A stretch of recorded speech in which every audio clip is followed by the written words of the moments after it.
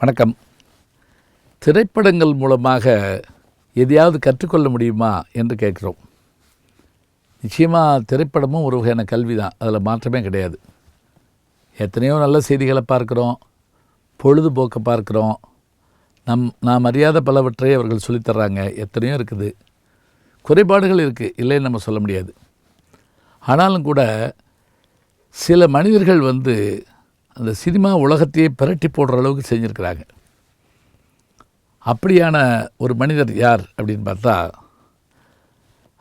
அவருடைய முழு பேர் லீ ஜூன் ஃபேன் ப்ரூஸ். இப்படி சொன்னால் புரியாது. இப்போ கடைசியாக சொன்ன ப்ரூஸையும் அந்த லீயையும் சேர்த்துக்குங்க. ப்ரூஸ் லீ. ப்ரூஸ் லீயினுடைய வாழ்க்கை வரலாறு 1940 சான் பிரான்சிஸ்கோ, அமெரிக்காவில் அவருடைய அங்கே இருக்கக்கூடிய ஒரு சைனா டவுன் பகுதியில் ஒரு மருத்துவமனையில் பிறக்கிறாரு. இவருடைய தந்தையார் சாதாரண ஜூனியர் ஆர்டிஸ்ட் மாதிரி ஒரு நடிகர் தான். தாய் இவர் எந்த முறையில் வருவார் அப்படின்னு அவங்க நிறைய நம்பிக்கையோடு வளர்க்குறாங்க. பிறகு இவர் சிறு வயதாக இருக்கிறப்பே ஹாங்காங் வந்துடுறாங்க.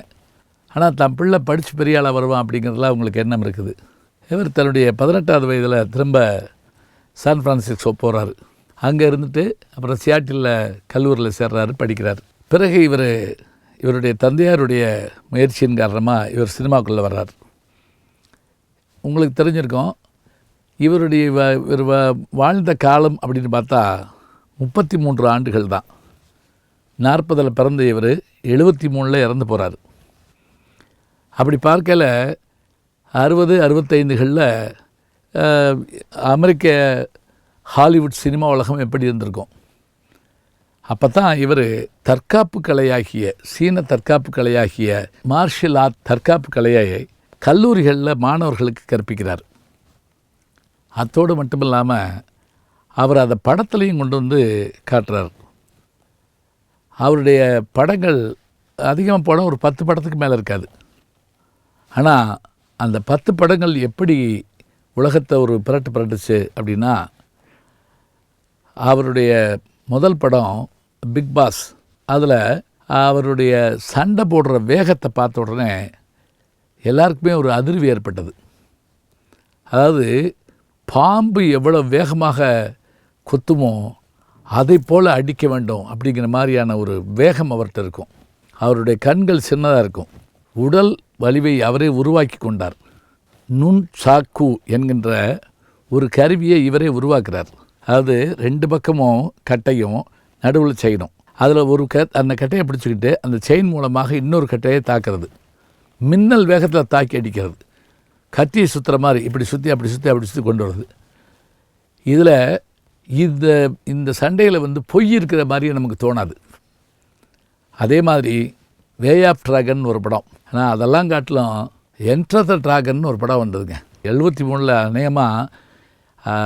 அவர் இறந்துட்டார்னு கூட சொல்கிறாங்க. அந்த படம் இந்தியாவில் ரிலீஸ் ஆன போது 1973 அந்த படம் அது கொண்டு வந்த ஒரு வேகத்தை பார்த்திங்கன்னா, இந்தியா முழுவதும் இந்த கலையை கற்றுக்கொள்ள வேண்டும் என்று கராத்தே வகுப்புகள் தொடங்குற மாதிரி அத்தனை பேரும் ப்ரூஸ் லீ மாதிரி ட்ரெஸ் போட ஆரம்பித்தாங்க. ஒரு பெரிய இது மாதிரி போட்டு பெல்ட்டை வெளியில் கட்டி ஊருக்கு ஊர் சின்ன கிராமத்தில் கூட நான் பார்த்துருக்கேன்.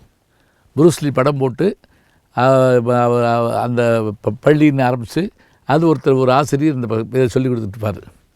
நம்ம ஒரு சிலம்பம் மாதிரி தாங்க, அது சிலம்பம் மல்யுத்தம் மாதிரி தான் அது. ஆனால் அவர் பயன்படுத்துகிற முறை அப்படிப்பட்டது. அவருடைய இந்த கடைசி படங்களெல்லாம் பார்க்குறப்ப ஃபிஸ்ட் ஆஃப் ஃபியூரி இதெல்லாம் பார்க்குற போது இப்படி ஒரு மனிதர் இருந்திருப்பாரான்னு நமக்கு தோணுது. இவருடைய இறப்பில் கூட மர்மம் இருக்கிறது அப்படின்னு கூட சொல்கிறாங்க. ஆனால் நமக்கு அதனுடைய விளக்கம் தெரியல. எத்தனை இருந்தாலும் உலகம் முழுவதும் இவருக்கு ரசிகர்கள் உண்டு. இன்றைக்கும் கூட ஒரு கலையை எடுத்துக்கொண்டால் இந்த கலைக்கு முன்னும் பின்னும் இவரை தவிர யாரும் இல்லை என்று சொல்லுகின்ற அளவிற்கு சிலர் இருப்பார்கள். அப்படியான ஒரு பெருமையை, நுண்சாக் கலையை உலகுக்கு தந்த பெருமை ப்ரூஸ் லீ அவர்களுக்கு உண்டு. அவர் ஒரு நாளைக்கு அவர் பண்ணக்கூடிய அந்த உடற்பயிற்சி அவ்வளவு கடுமையாக இருக்குமா. உணவை தானே தயாரிப்பாராம்.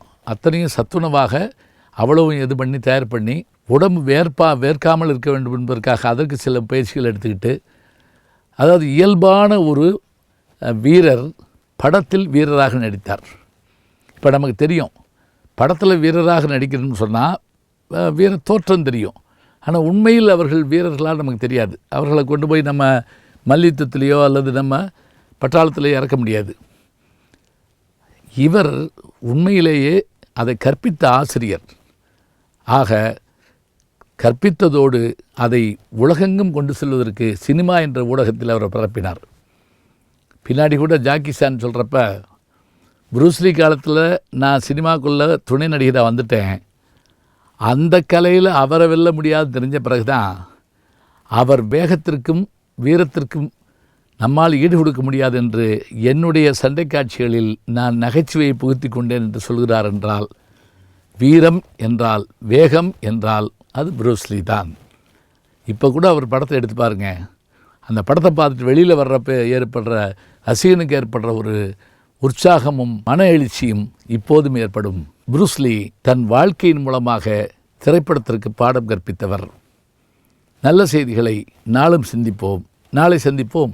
அன்பிற்கினிய யூடியூப் நேயர்களே, நீங்கள் என்னோடு இன்னும் நெருக்கமாக தொடர்ந்து வர வேண்டும் என்று சொன்னால் இன்ஸ்டாகிராம், ட்விட்டர் போன்ற பதிவுகள்லையும் என்னை நீங்கள் தொடருங்க.